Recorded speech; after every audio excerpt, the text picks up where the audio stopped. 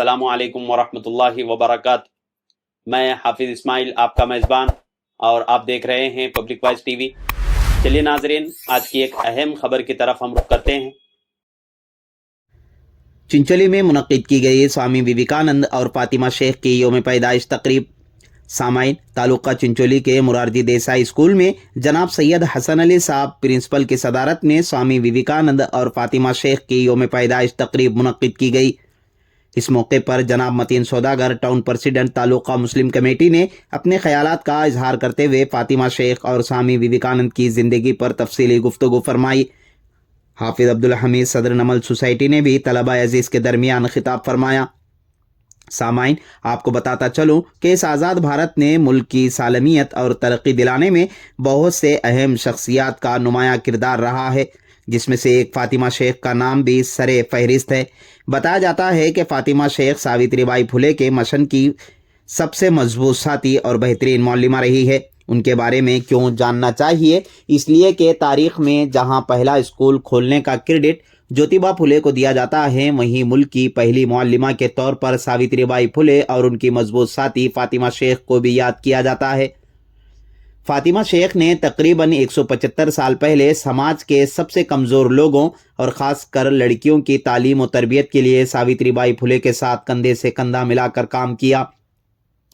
1 जनवरी सन 1848 में पुणे के बुधवारपेट में जब पहला स्कूल खोला गया तो सावित्री बाई के साथ फातिमा शेख भी वहां पढ़ाती थी। इसी वजह से 9 जनवरी को फातिमा शेख के यौम पैदाइश के मौके पर उन्हें याद किया जाता है। सामाइन, आपको मजीद बता दूं कि फातिमा शेख की पैदाइश 9 जनवरी सन 1831 को पूना शहर में हुई और उन्हें जदीद हिंदुस्तान की पहली मौलिमा के तौर पर याद किया जाता है। 19वीं सदी में तालीम निस्वां के हक़ में आवाज़ बुलंद करना आसान न था।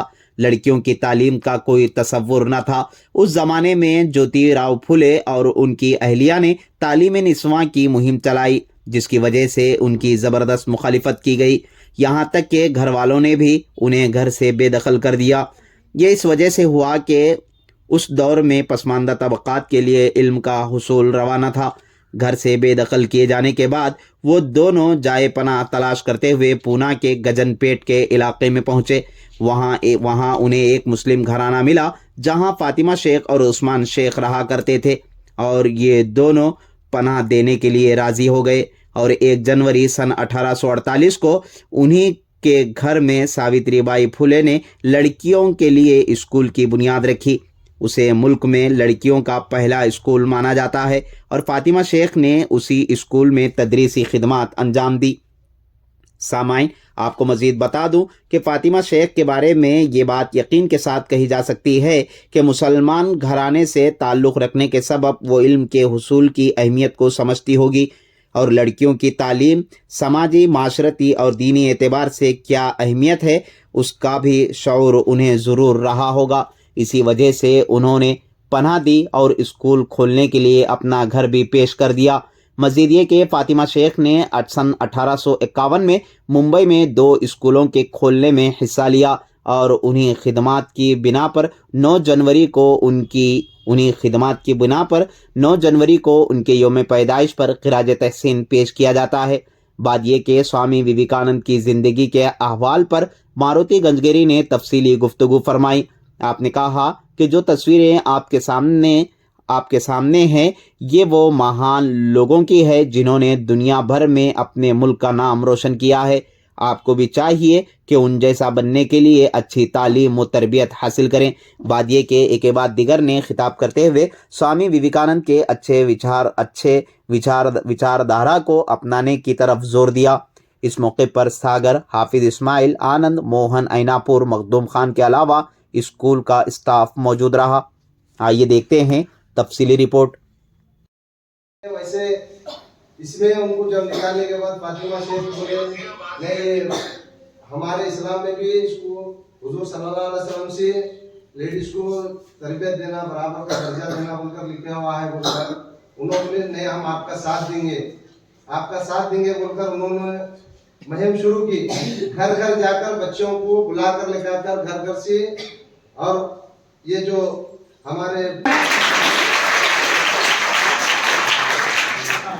बर्बादी मोहम्मद पैगंबर क्या बोले तो इल्म का हासिल करना हर वो शख्स का जरूरी है।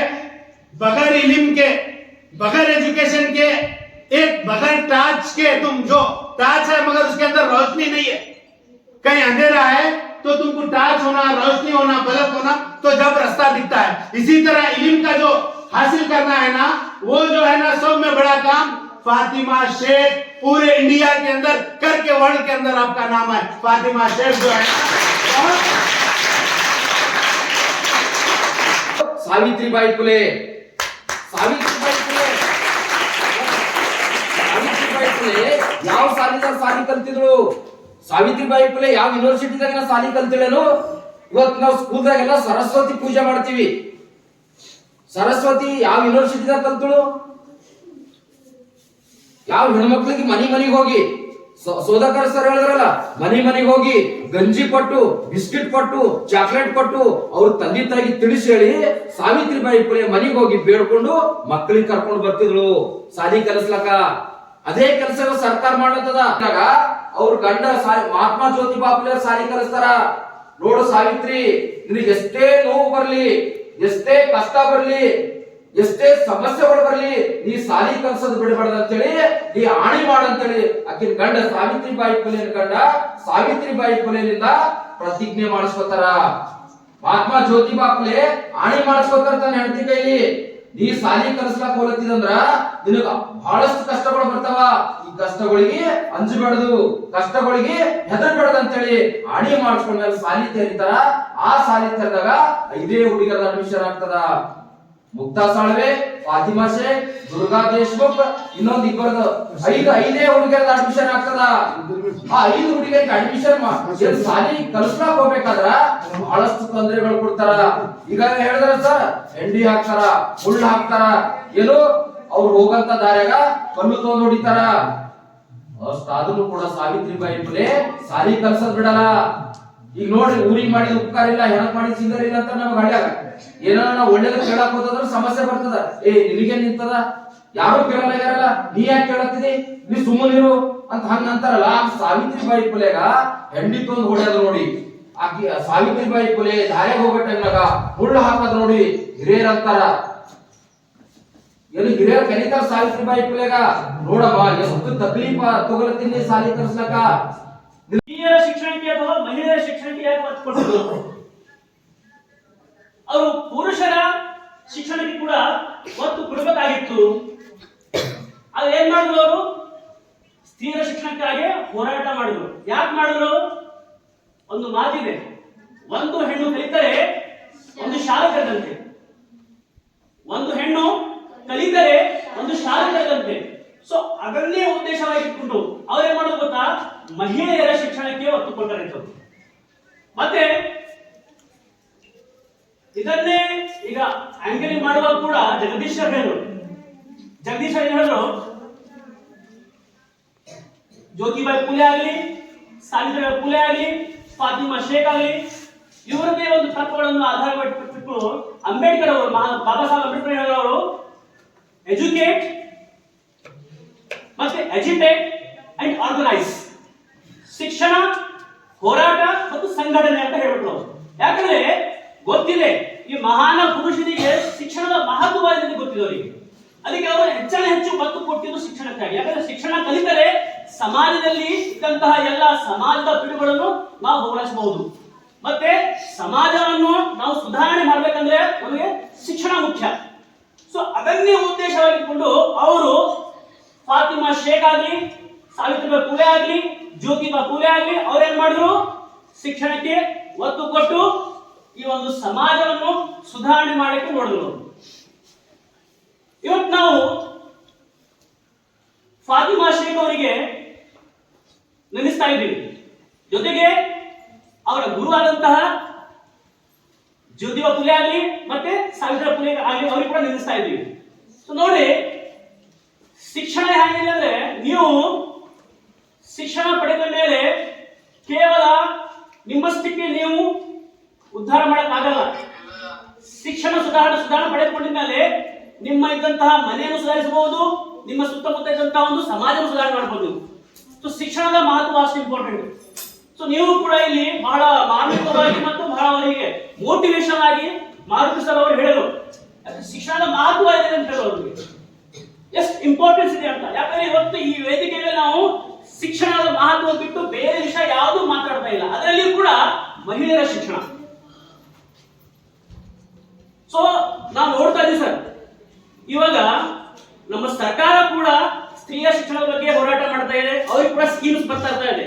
ಪ್ಲಸ್ ಅದ್ರ ಜೊತೆಗೆ ನಮಗೆ ಕೂಡ ಸ್ತ್ರೀಯರ ಕಡೆಯಿಂದ ನಮಗೆ ಹೆಚ್ಚು ಫಲಿತಾಂಶ ಬರ್ತಾ ಇದೆ. ಯಾಕಂದ್ರೆ ಪ್ರತಿ ವರ್ಷ SSLC ಪರೀಕ್ಷೆ ಅಥವಾ PUC ಫಲಿತಾಂಶದಲ್ಲಿ ಅಥವಾ ಬೇರೆ ಯಾವುದೇ ಫಲಿತಾಂಶ ಇರಲಿ, ಆ ಫಲಿತಾಂಶದಲ್ಲಿ ಮೇಲುಗೈ ಸಾಧನೆ ಮಾಡ್ತಾ ಇದ್ದಾರೆ ಗರ್ಲ್ಸ್. ಸೊ ನೋಡಿ, ಅವರು ಹೋರಾಟ ಮಾಡಿದ್ದಕ್ಕೆ ನಮಗೆ ಫಲವನ್ನು ಸಿಕ್ಕಿದೆ. ಇಲ್ಲಿ ಸಾವಿತ್ರಿ ಫುಲೆ ಆಗ್ಲಿ ಮತ್ತೆ ಫಾತಿಮಾ ಶೇಖ್ ಆಗ್ಲಿ ಆವಾಗ ಹೋರಾಟ ಮಾಡಿದ್ರು ಅವರು, ಆ ಹೋರಾಟಕ್ಕೆ ಫಲ ಇವಾಗ ಸಿಗ್ತಾ ಇದೆ. ಇನ್ನೂ ಕೂಡ ನೀವು ಮುಂದೆ ಹೋಗ್ಬೇಕು. ಯಾಕಂದ್ರೆ ಒಂದು ಹೆಣ್ಣು ಕಲಿತರೆ ಶಾಲೆ ತಕ್ಕಂತೆ ಆದಂತ ನಿಮ್ಮ ಎಲ್ಲ ಮುಂದೆ ಮುಂದಿನ ಎಲ್ಲ ಸಮಾಜಕ್ಕೆ ನೋಡಿ ನೀವು ಒಂದು ಶಿಕ್ಷಿತ ಸಮಾಜ ಅಂತ ಮಾಡಬೇಕು.